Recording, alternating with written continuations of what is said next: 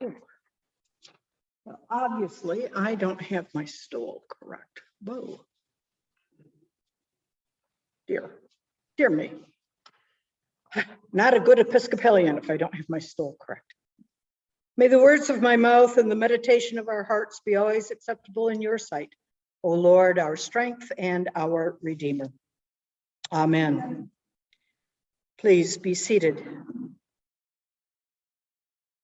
As I started the service, I said it's one of the more convoluted services, and I apologize for that. It's largely the priest's fault, not entirely, partially.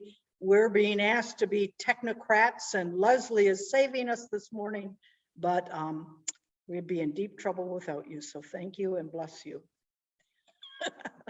That's all I can say. As I started the service, this is supposed to be All Saints Sunday, but our readings are the readings for the 20 whatever Sunday after Pentecost, proper 27. And that is because of my mistake. I got the hymns for All Saints, but Angela was not here this last week. So she did this bulletin 2 weeks ago, and it didn't occur to me to warn her that she had to go to a different set of readings, but that's okay because the Elder Guild also didn't change to white, which is just as fine. And, you know, so, and we know that in just a little bit, there are going to be strangers coming through our doors, thank heavens, but we want to be done with the service by then. And as part of, in keeping with our study and sacred ground, I just want you to be able to see, boy, the people online now, you can see, you know, if I were better at technology, it'd be even better, but you can see, this is all embroidered. Beautiful. And inlaid, as you can see. And it is, I think it's the same on this side. It was made, it was given to me as a gift when I was ordained from a committee of the diocese that at the time was called the Church and Society Committee. And it was given to me because we had been working in the city of Detroit, well, and Pontiac actually, with people from the Hmong, boy, it's really hard to figure out what's left and what's right on the computer. People from the Hmong community, which settled in this area. The Hmong were the Vietnamese that helped us in the Vietnam War. And when, of course, that war ended and collapsed, they needed to run for their lives. And so they came to America, those who could, and there was a fairly large settlement in both Detroit and Pontiac of Hmong people. And one of the things that they did is they brought this kind of embroidery and inlaid work with them. And they found a means of making money by producing items of clothing, and obviously with this of a stole, to sell in order to make money. And this week in Sacred Ground, we are going to be studying Asian Pacific American peoples. And so trying to keep on with my tradition, I'm wearing this today so that you can see something from that part of the world that we use I use in liturgy. And boy, this is bad because you see that and then you go, oh. Yeah, well,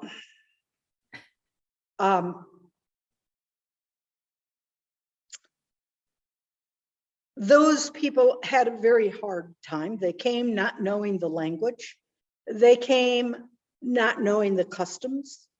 They came without many, if any, possessions to a different climate, to a different economic system, to a different governmental system, and to much suspicion. And they found homes, and they found means of making and earning a living and becoming part of this great country of ours. One of the most memorable experiences, not most memorable, but an experience I had that shows the depth of how unknowingly prejudice can creep into our lives.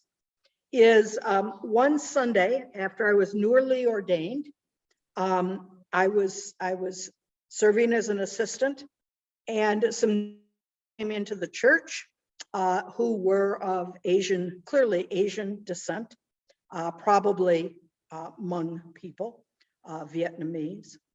And when they came up for communion, the priest, I was not a priest yet, the priest blessed them instead of giving them communion. Afterwards, I asked about that, and the priest said that the priest had made the assumption that since they were Asian, they wouldn't be Christian and therefore shouldn't receive communion. Now, I happened to brokenly talk to them afterwards and had found out that indeed they were Christian.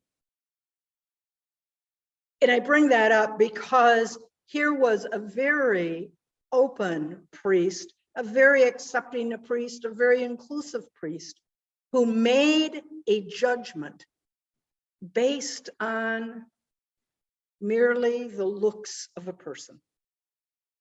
Something that priest would have been horrified, and I'm sure was horrified, when that priest realized what they had done.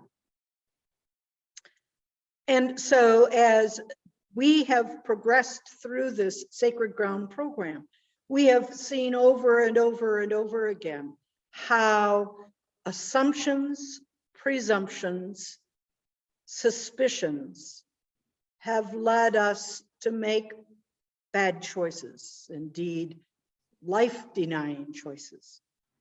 And that it is not, we are not innocent as a country. And even the best and well-meaning among us are often unknowingly not innocent. As we celebrate all those saints, some of whom we know, many of whom we have no idea who they are, we remember that they created and sustained this church in trust to pass it on to us, yet another generation, and that we are being asked in trust to sustain and pass this on to yet another generation. And that is not without sacrifice. Jesus sees many important people making great posturing of their gifts to the temple. And then he sees the poor widow who puts in an insignificant amount, except in relation to her wealth she put in from her need rather than her abundance. We all do very well to ponder and to think. Are we reaching out? Are we doing things out of our abundance, or are we giving out of our substance? Certainly in this nation, we're undergoing a major sort of discussion of that. Should the very, very wealthiest among us be giving to support everyone else, or should they be exempt from even giving a small amount? Are we, when we feel in need, when we feel uncertain, are we keeping back for ourselves something which God is asking us to expend on others? As I say, in just a little bit, we will be partaking in the Impact Weekend and inviting some people to join us making plarn, which I already know more about than I ever wanted to know. And I'm looking forward to spending several hours making it, as are some of the other people in this parish, in this church right now. Those of you who are online, feel blessed that you are not having to partake. But you might think about what you can do in order to be giving of your substance, not of your excess. Let us now reaffirm our faith in the words of the Nicene Creed, found on page 358.